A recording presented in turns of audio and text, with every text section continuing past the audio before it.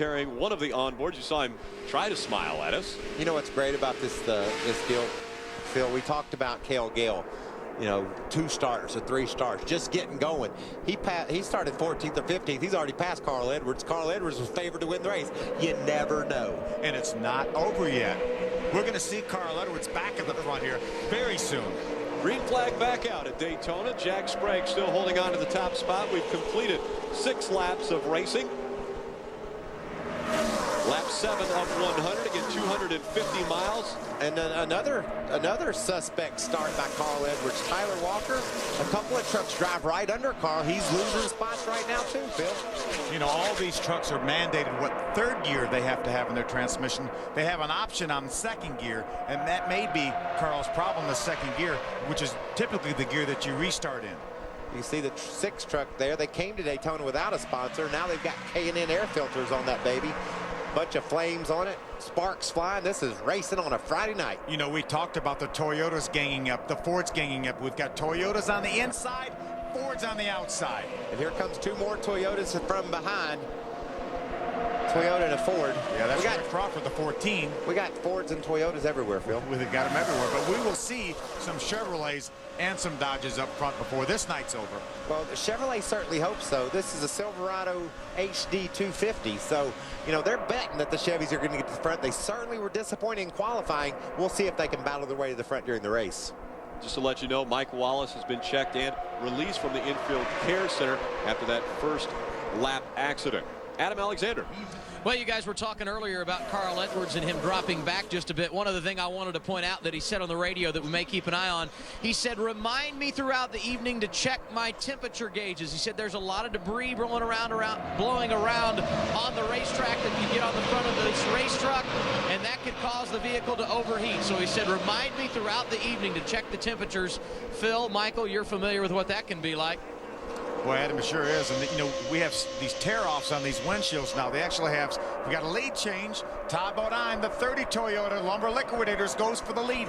Leaves Jack Sprague on the bottom of the racetrack. And Jack and Mike Skinner right behind him.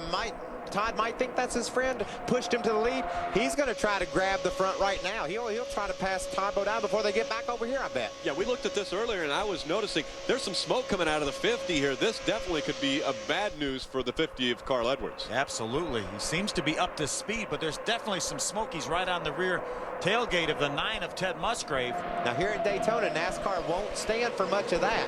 They'll black flag that truck in a hurry. It looks like an oil leak, Phil. Maybe something's not tight with the motor, the oil lines, or transmission. Inside's covered here, 2x2. You can hear the team trying to discuss with him what it might be. He says everything looks in trouble. Got a little bit of smell like gear oil, but not bad. Derrick Cope got on the inside in that number 7 Hooters truck, and as soon as he went down on the inside, the yellow flag came out. That's a good break right there for Carl Edwards. We heard him say that maybe smells a little bit like some gear oil, so that obviously he's going to bring that truck down on pit road. Matt Pucci is going to take a look at that thing. Well, you know, it's a great break for Carl Edwards, but did you see Derrick? I thought he crashed. I mean, how do you get in that kind of a bind and not wipe out? Let's watch the 7 truck. Center of your screen, lets up because Hornaday's there, bumps into Brendan Gaughan on the outside, and he crashes, but he never hits anything. Kenny Schrader just skirts by on the right side of Derrick Cope, maybe even made a little bit of contact. That was just a bad set of circumstances, Rick. He was on the inside of another truck. The truck ahead of him let off. When he backed off, the truck on the outside of him, and he bumped, and there was nothing he could do. He was a victim of circumstances. Going to get a good view. This is the Fastenal Dodge of Kenny Schrader. Watch that Hooters energy drink right in front of me. See him make contact. Little brake check there. Whoa, what a job by Ken Schrader. Hold your line right there. I love the spotters. Just a little brake check. Kenny's running 185 mile an hour, and a truck spinning in front of him, and the spotter's saying, it's no big deal, just a brake check, buddy. Adam Alexander, what's going on with Carl? Well, they think it's a transmission issue. In fact, someone just said on the radio, it's broke. They've put the jack underneath the truck, as you can see on your screen.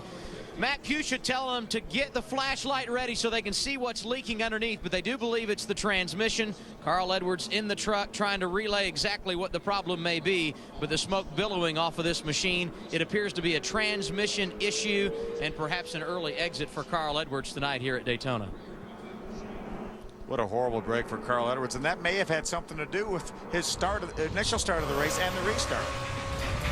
So a guy who we thought might win the race, Mike Wallace, out, and now it looks like Carl Edwards could be out as well from Daytona.